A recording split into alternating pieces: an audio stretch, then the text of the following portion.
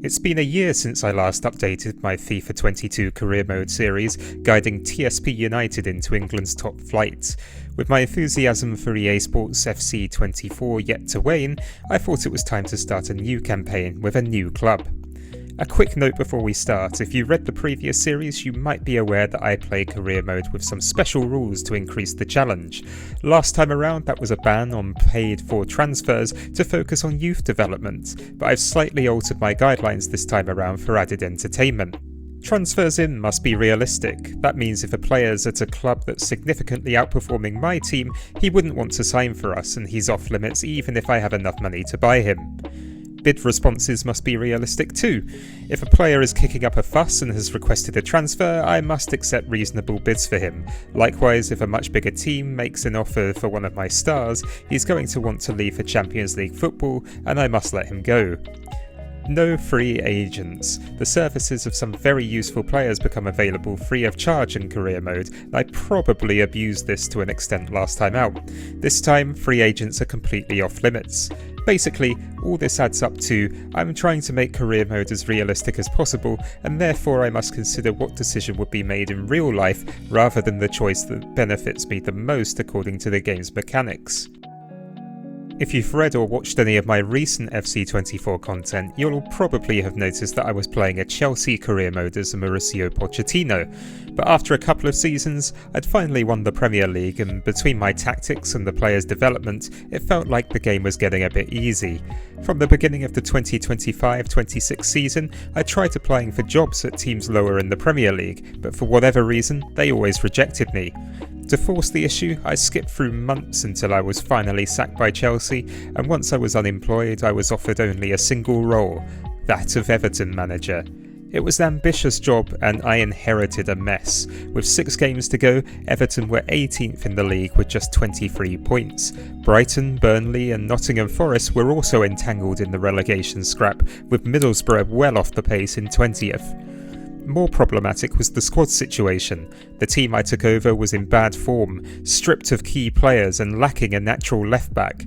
While my main focus was Premier League survival, I also began work in the background to shift the deadwood and open talks regarding moves for some of my favourite Chelsea youth talents who stood no chance of game time at Stamford Bridge after my departure.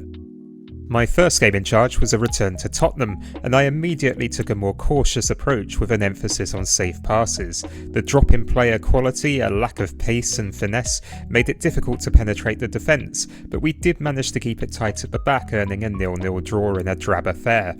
Any impressions that survival would be easy were destroyed in midweek when we lost 3-1 to Fulham at home, but the following weekend saw a shock smash and grab as Everton snatched a 2-0 win away at Old Trafford, sneaking our goals after somehow surviving sustained pressure from Manchester United. Our wings were clipped once again as Aston Villa took all 3 points in a scrappy game at Goodison Park that saw plenty of chances for their home team, but little quality finishing. A late consolation goal from Beto was all we could muster. With 2 games to go, Everton sat in 17th, just above the drop zone, with a 2-point advantage and a game in hand over 18th place Burnley.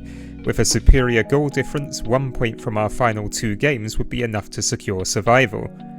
First up was a dramatic away clash against fellow strugglers Brighton. Despite going 2-0 down inside 10 minutes, my Everton team eventually fought back to 3-3, but conceded an 86th minute penalty after João Pedro was brought down by a last-ditch challenge by right-back Patterson.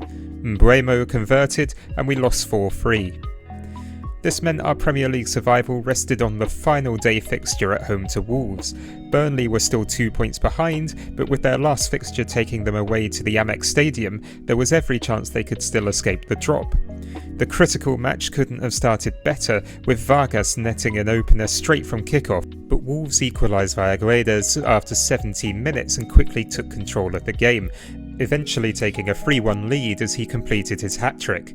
At the other end, Beto failed to capitalise on countless opportunities, and while Everton did eventually pull 1 goal back, we relinquished control of our fate in a 4-2 defeat. There had been no news from the Amex when the referee blew the final whistle, but it turned out we'd been very lucky. Burnley had earned a draw at Brighton and closed the gap to 1 point, so we were effectively 1 goal from relegation. But as it was, we'd survived by the skin of our teeth in 17th place with 27 points. I'd done enough to keep Poch in a job, but there was a lot of work to do ahead of the 2026-27 season. A number of deals made in the background meant a refreshed Everton squad would be assembled in time for August, but I'll maintain some suspense and save the full details of the comings and goings for part 2. Thank you for watching, and if you like this video, please consider subscribing to the channel, following me on Twitter or X, and visiting straphack.blog for more.